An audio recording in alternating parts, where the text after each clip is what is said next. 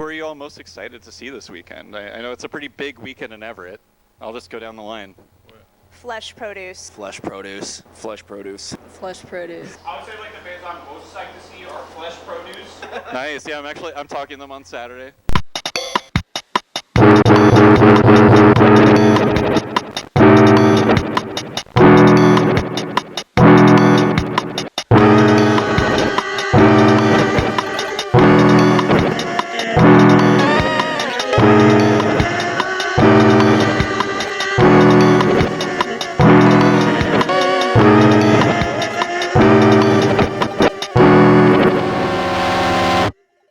You're watching MellowVision.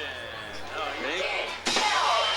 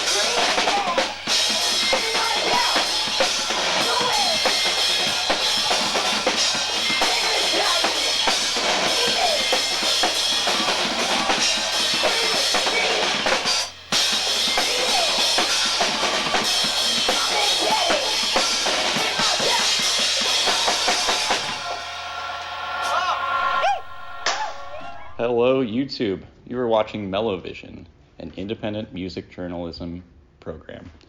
Today we're joined by Flesh Produce, coming from Seattle into town for the festival. Thank you so much for joining me tonight on the program. Absolutely. I really appreciate your time. Absolutely. How are you feeling about Everett tonight? We fucking love Everett. We love fucking getting, out of Seattle, around Seattle, and people out here kind of rage, so it's kind of a blast. I love that you just said fucking twice. We haven't even asked we can cuss. Oh, Hi. okay. Fine, but Please cuss, yeah.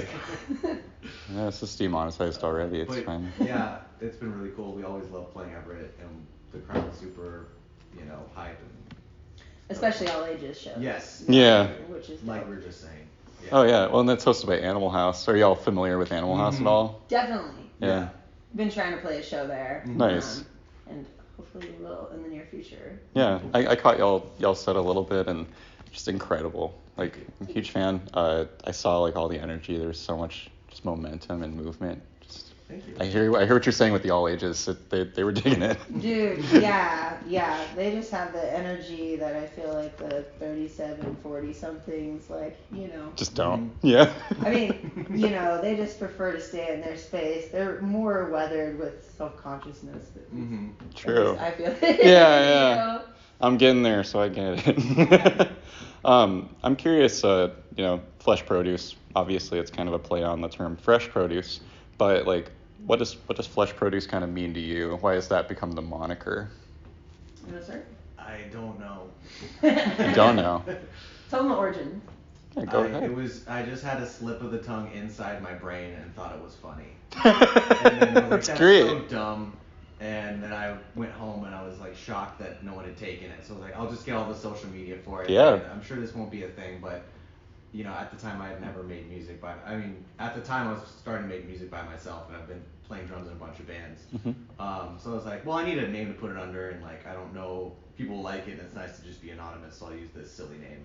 Yeah. And we tried to change it later, and we just couldn't really. Yeah, he's a dad. He's Dad not, jokes. He's not actually I just a dad. love dad jokes, Yeah, he's though. just a daddy. Yeah. But, In spirit, you're a dad. Yeah, I like he that. Those jokes and stuff. To me, like, it's got like a cannibalistic vibe, like a cross between I don't know. I've seen some art where there's like fleshy melons and stuff like that, and so that in my brain is what it is. But I don't know if you watch much YouTube stuff, but it also sort of gives me have you ever heard of the creator of Meat Canyon? Oh yeah. Yeah. That's kind of like. Oh yeah, I'm a fan. Yeah. Oh, hell yeah. He's interesting. That would be a dream to get him to make animate a music video or something. That would be sick. Right? And it kind of goes in line, at least with I think sometimes what I will write about, which is eating the rich. So. There you go. Yeah. Yeah. See, that's what I was curious. You know, it obviously like it started as a thing, and now it's maybe means more. Yeah, retroactively it kind of does. Yeah. Yeah. Yeah. That's cool. Mhm. I like that. It's done. Yeah. Mhm. I would say your sound is like really unique to this area. There's not a lot of people doing the kind of stuff that you're doing in, especially like Seattle, Everett. I see you guys described a lot as like vapor grunge.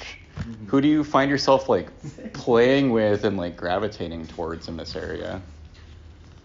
Well, we have like a lot of strong homies in the scene, and obviously like we love like playing with it. Like all the homies that we played with tonight, like Zugrat, Beautiful Freaks, Mhm. and so we play with them a lot, and like that just like hardcore energy noise combination and stuff like that is our jam.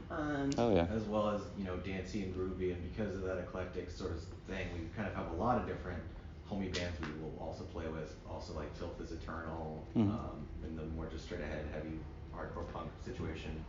We'll be on the hip hop bills sometimes. Yeah. Grindcore bills and Mhm. stuff like that, and like yeah, like I think the range we're trying to get into as well is like electronic hardcore, like people who do a lot of production and stuff like that, Yeah. and then combine it with like the live element, and because we love Death Grips, we love Machine Girl, like Totally. Raging Burn, Oh, so and I don't mean to flatter you too much, but I get those feelings from your music. And those are some artists I really like too. Thank yeah, you. I hear it. Did you play any bands? Did you play in any bands before Flesh Produce? And if so, were they like more conventional than Flesh Produce is? I think we both did, and I'd say yes for both. definitely. Right? Yeah. Yeah. What were you in before, and what was that like? A ton of bands, and like there was like a jam band, there was like a metalcore screamo band, there was another emo band, there's a punk band, but they were all more conventional. That was one of the motivations for making this band was like just do whatever you want to do, kind of. Yeah. And just Okay. be influenced more by. That's why we have a lot of songs we don't really play live, but are like sort of indie electronic, postal servicey, ballads, like really emo influenced. Because they're not as good live, but like it's just whatever we want to make. Yeah. We just want to like party and rage and stuff like that. And Hell yeah. Especially live, but like when we'll write whatever we feel like. Yeah. You know. He just has beats that go all across the board and stuff like that, and like from what I've come from, which is like I did a lot of indie, and honestly like I did a shit ton of acoustic. I've like always had solo stuff, so I used to play the piano and stuff like that, and did like stupid singer-songwriter whatever and stuff, but and I don't know, I grew up loving like the emo shit and stuff, so I'll jump around and I'll try to do just whatever on whatever, honestly. That's a good spirit to have. It's fun. Yeah. So you put out an album in May 2020, which I'm assuming was recorded before the pandemic. Yes. Is that right? Yeah. Yeah. What was it like, like having this album ready and putting it out kind of in the height of the pandemic? Like, what was that experience like for y'all? It was like just throwing something out into the void a little bit. Yeah, Yeah. and like we, a lot of this too was like a lot of instrumentals were written beforehand, and like even before I met Mila, and she was like going on a writing spree through a lot of stuff. So the process on some of those things was less albumy and more mixtapey, but it still was a bummer because we were playing so much and people were liking what we were doing, and then all of a sudden we couldn't play. Oh, It yeah. was a lot more of a satisfying thing for us than like, at the time like more like recording and stuff, or we were just more into playing. Had so much momentum, and that just stopped. Yeah. Which is true for everybody, and I can't be Obviously. like, oh, poor, woe was us. It happened to everybody. No, but I hear you, especially with your energy. It's very much. I could see that being kind of a block. Yeah. It's what we get off to. Like, it's like, I think we both, he makes beats and stuff like that. I record in my car and stuff like that. Recording Nice.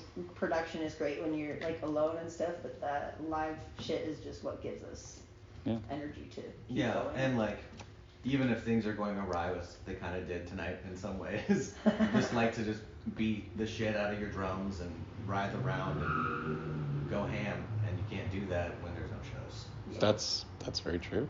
Yeah. Speaking of recording, what digital audio workstation do you all use? I use Logic Pro only. you Okay. use Logic and also a little bit Ableton, right? Not really. I want to get into Ableton just so like we can do more like live electronic stuff. Yeah. But it's also just really expensive, and I've used Logic for years and years and years. So just more used to it and. I have a free license that I got from a friend way back in the day, so that's a major role. But Dude, I at one point literally Googled steal Logic or free Logic and just happened to work that one time. Like the first hit on Google. So I have a free copy of Logic that I got a lot of mileage out of. Nicely done, It's yeah. super sketchy. And I've told students of mine that they should do the same thing if they can get away with it. I'm like, Apple doesn't need your money. You should just steal it if you can. Yeah. Yeah. On the way over here, you were saying you have an album maybe kind of in the works or in some element in the works. What separates the sound of that album from what you've done in the past, or is it more of an exploration of kind of similar ideas, or what's going on with that? I would say that, I mean, we've been playing a lot of these songs on that album live for the last year or two. And like, most of our set is the unreleased stuff. Oh, nice. And it is more energetic and a little bit more like, machine girly, ravey, Death Gripsy, ADHD-ish. Hell yeah. When I first started making instrumentals, I was more heavily influenced by like Tobacco and Black Moth Super Rainbow, which is a little bit more chill. Oh, I know them, yeah.